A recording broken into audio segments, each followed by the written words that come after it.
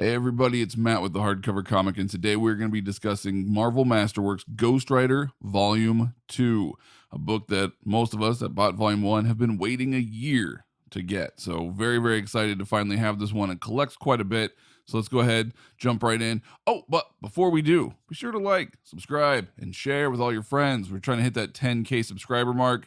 Getting kind of close, but we could use a little bit of help, so any help you guys can give us is much appreciated. Let's dive right in.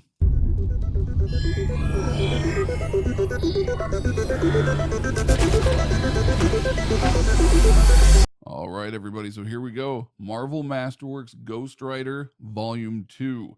It is going to collect Ghost Rider numbers 6 through 20, Marvel 2-in-1 number 8, and Daredevil number 138. It was a $75 cover price US. IST had it available for, I believe it was like $42.50, which is where I picked it up at.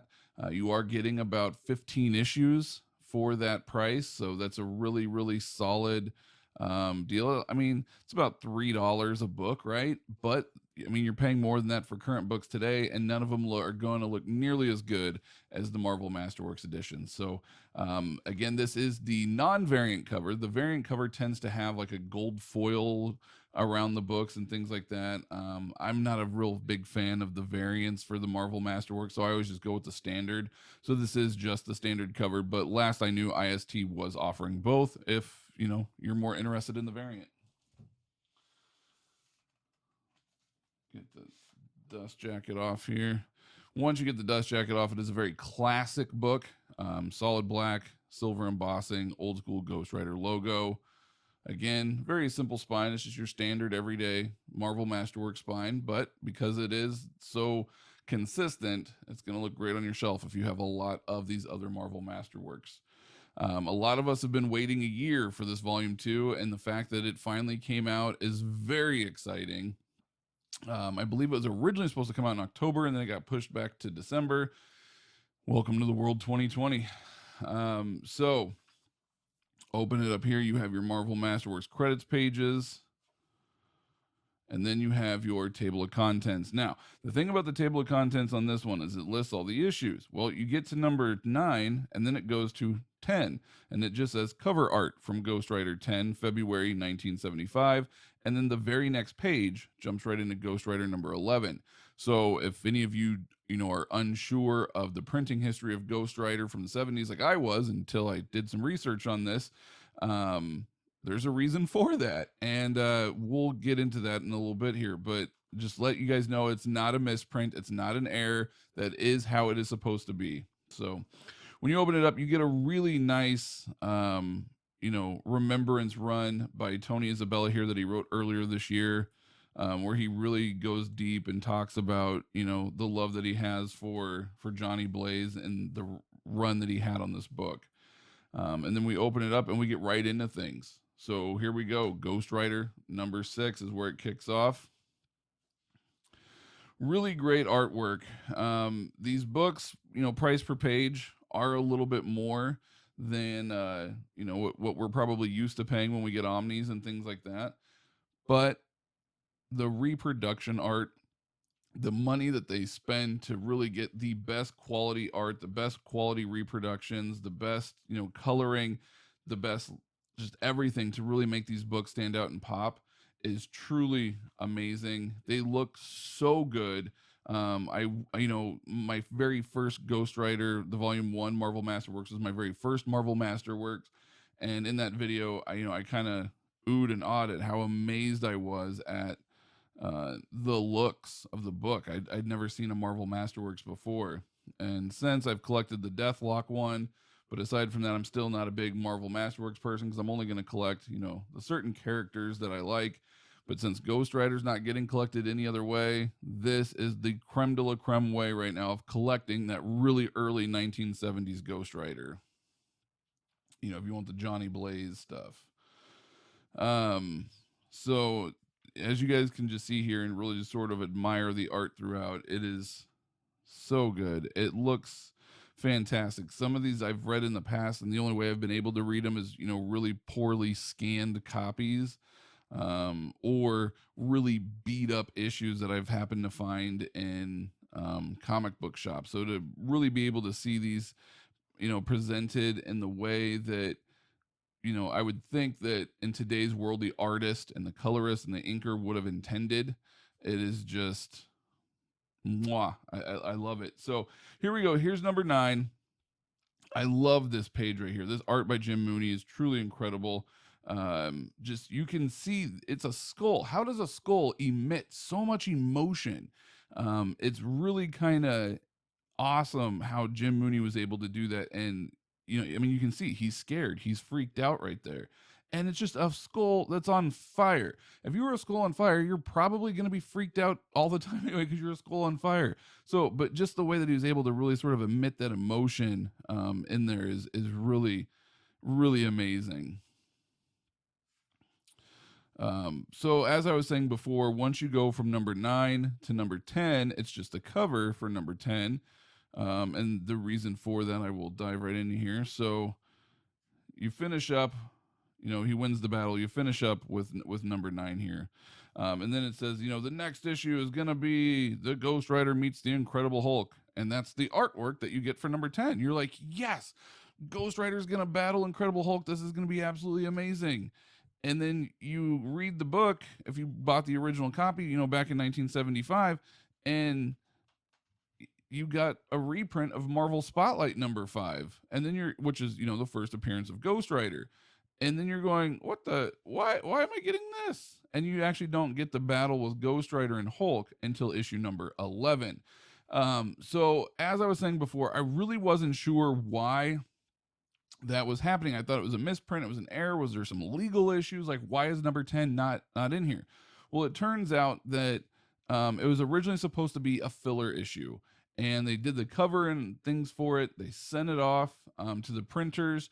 And then they discovered that the story wasn't done yet for the filler issue. So in order to still get a book out on time, they just packed it with a reprint of Marvel Spotlight number 5, but it had the wrong cover. So then in issue 11, which is this issue, in the very beginning, Marvel released a statement advising readers why number 10 wasn't Ghost Rider battling Hulk, why it was actually a reprint of the first appearance of Ghost Rider. And it was basically due to a mistake, and they had to cover their tracks. So you finally do get the Ghost Rider Incredible Hulk battle with Sal Buscema art in issue 11. And I just absolutely love the way that Sal Buscema draws the Hulk. I love the way Sal Buscema draws a lot, period. But I really like his Hulk. He does a really, really awesome, old school, Incredible Hulk that I just absolutely love. And to be honest, I wish we could kind of go back to Hulk looking like this again. I don't know, it's nostalgia for me. The purple tore up pants, that kind of pea green color. This is the epitome of the Hulk for me. I just love that style. Then you go into the Marvel 2-in-1 thing in Ghost Rider, Silent Night, Deadly Night. So it's a Christmas issue, and today's Christmas. So you know what? I might have to read this issue as my Christmas issue that, Mike had put out a video for different Christmas issues earlier. This might just have to be mine. He's got the Thing and the Fantastic Four make an appearance. So, but yeah. So, anyways, as I was saying, the art, the money, and the work that Marvel puts into these books to kind of recreate these pages and everything that they've done to make these Marvel Masterworks truly Masterworks is really incredible. Which is why it does have such a high price tag attached to it for the cover price when you're getting that price per page, which is something that I kind of balked at when I originally started, looking at Marvel Masterworks as a way to collect hardcovers. And I was like, yeah, nope, not happening. Not a fan.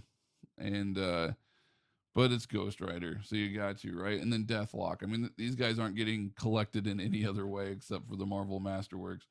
But after you get one in your hands and you really look at it and you can see the money spent to recreate and give you these amazing covers and give you this amazing art inside the book, you totally understand. And especially when you're really not paying the $75, you're paying, $42 or what have you from different sites. It is totally worth it. The $3 an issue to read some really classic stuff in the best way it's ever been presented. Totally worth it. So here you go, just some more really truly amazing art throughout the book. This one was Jusco. Jusco.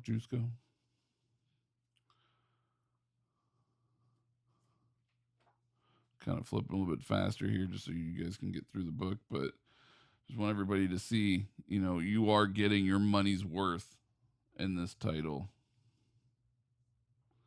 Now he's got teaming up with, you know, Spider-Man and Hercules and Thing. Just epic stuff here. Frank Robbins is doing the art on this issue.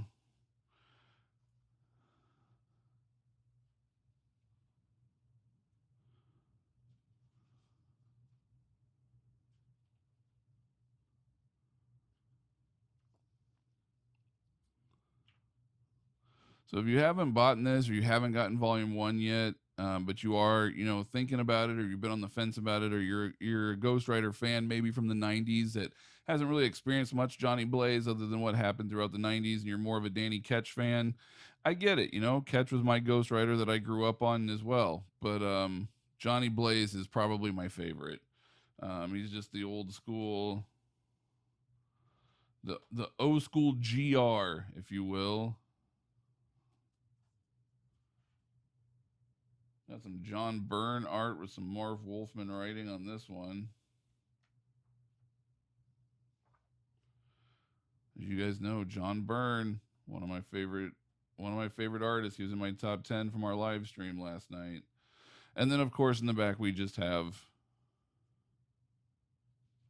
the original Ghostwriter. So these were actually the reprintings that came out in the 90s of the 1970s comics, and they did them up with, obviously, as you can tell, brand new art. This was not the 1970s art, this was 1990s art, and it was called, you know, the original Ghostwriter. Now the problem was, because I thought about collecting these for a bind, these did not collect all, I think it was 71 or 77 issues.